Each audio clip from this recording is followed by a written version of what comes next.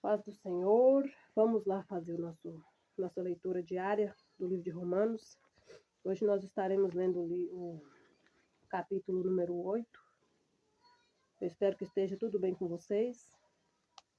Eu estou melhorando da gripe, eu acho que era mais alergia mesmo, porque eu tenho sinusite e a minha casa mofa muito, né? Então, eu tomei um antialérgico ontem e acredito que foi o que melhorou mais. Vamos à leitura. Portanto, agora nenhuma condenação há para os que estão em Cristo Jesus, que não andam segundo a carne, mas segundo o Espírito Santo. Porque a lei do Espírito de vida em Cristo Jesus me livrou da lei do pecado e da morte. Porquanto o que era impossível à lei, visto como estava enferma pela carne, Deus enviando o seu pecado, pelo pecado condenou o pecado da carne, para que a justiça da lei se cumprisse em nós, que não andamos segundo a carne, mas segundo o Espírito. Porque os que são segundo a carne inclinam-se para as coisas da carne, mas os que são segundo o Espírito para as coisas do Espírito. Porque a inclinação da carne é a morte, mas a inclinação do Espírito é vida e paz. Porquanto a inclinação da carne é inimizade contra Deus, pois não é sujeita à lei de Deus, nem em verdade o pode ser. Portanto, os que estão na carne não podem agradar a Deus. Vós, porém, não estáis na carne, mas no Espírito, se é que o Espírito de Deus habita em vós. Mas se alguém não tem o Espírito de Cristo, esse tal não é dele. E se Cristo está em vós, o corpo, na verdade, está morto por causa do pecado, mas o Espírito vive por causa da justiça. E se o Espírito daquele que dos mortos ressuscitou a Jesus habita em vós, aquele que dos mortos ressuscitou a Cristo também vivificará os vossos corpos mortais, pelo seu Espírito que em vós habita. De maneira que, irmãos, somos devedores, não à carne, mas para viver segundo a carne. Porque se viverdes segundo a carne, morrereis. Mas se pelo Espírito mortificardes as obras do corpo, vivereis. Porque todos os que são guiados pelo Espírito de Deus, esses são filhos de Deus. Porque não recebestes o espírito de escravidão, mas outra vez estardes em temor, mas recebestes o espírito de adoção de filhos, pelo qual clamamos, Abba, Pai. O mesmo Espírito testifica com o nosso espírito que somos filhos de Deus. E se nós somos filhos, somos logo herdeiros também. Herdeiros de Deus e co-herdeiros de Cristo.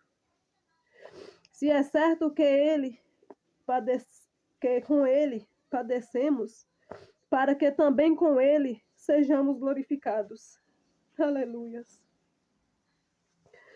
Porque para mim tenho por certo que as aflições deste tempo presente não são para comparar com a glória em que nós há de ser revelada.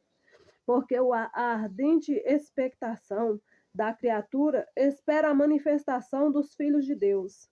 Porque a criação ficou sujeita à vaidade, não por sua vontade, mas por causa do que a sujeitou,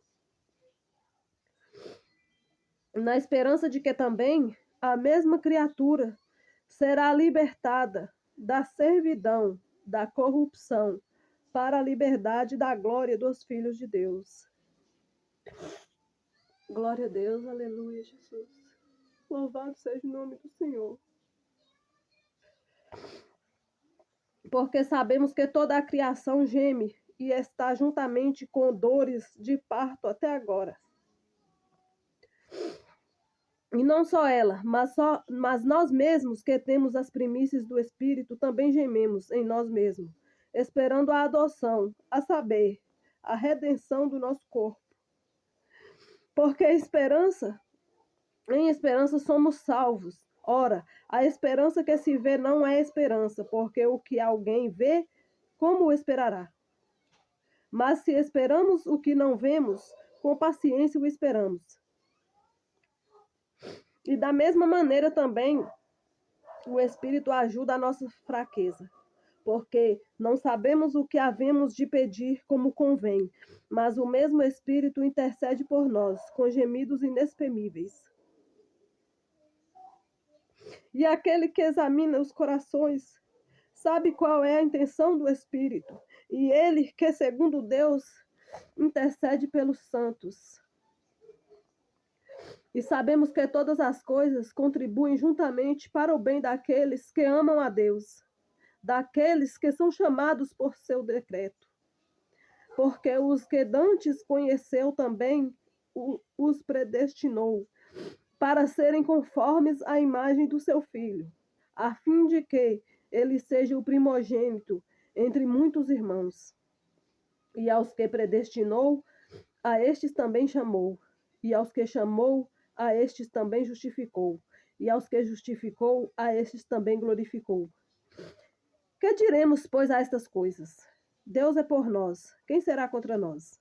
Aqueles que nem mesmo a seu próprio Filho poupou, antes o entregou por todos nós. Como nós não dará também com ele todas as coisas? Quem entenderá? Quem intentará acusação contra os escolhidos de Deus? É Deus quem os justifica. Quem os condenará? Pois é Cristo quem morreu, ou antes quem ressuscitou dentre os mortos, o qual está à direita de Deus e também intercede por nós. Quem nos separará do amor de Cristo? A tribulação ou a angústia, ou a perseguição, ou a fome, ou a nudez, ou o perigo, ou a espada? Como está escrito, por amor de ti, somos entregues à morte todo o dia. Fomos reputados como ovelhas para o matadouro, mas em todas estas coisas somos mais do que vencedores, por aquele que nos amou. Porque estou certo de que nem a morte, nem a vida, nem os anjos, nem os principados, nem as potestades, nem o presente, nem o porvir, nem a altura, nem a profundidade, nem alguma outra criatura nos poderá separar do amor de Deus, que está em Cristo Jesus, nosso Senhor. Amém.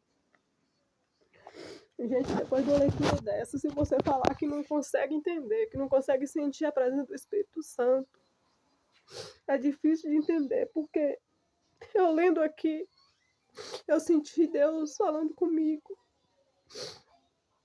Ele me dizendo que nós precisamos ser fortes. Nós precisamos vencer a carne.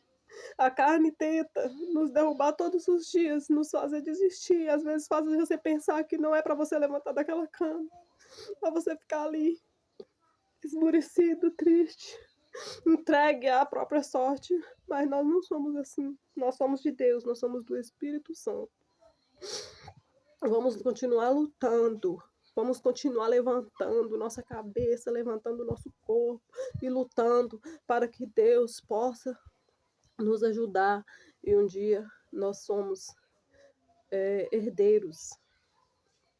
Nós somos vencedores por Jesus Cristo. Jesus não morreu por nós em vão. Nós já somos salvos pela nossa fé. Em nome de Jesus. Amém? Vou deixar vocês com essa palavra, com essa leitura. Reflitam, porque nada, nem ninguém pode nos separar do amor de Deus. Amém?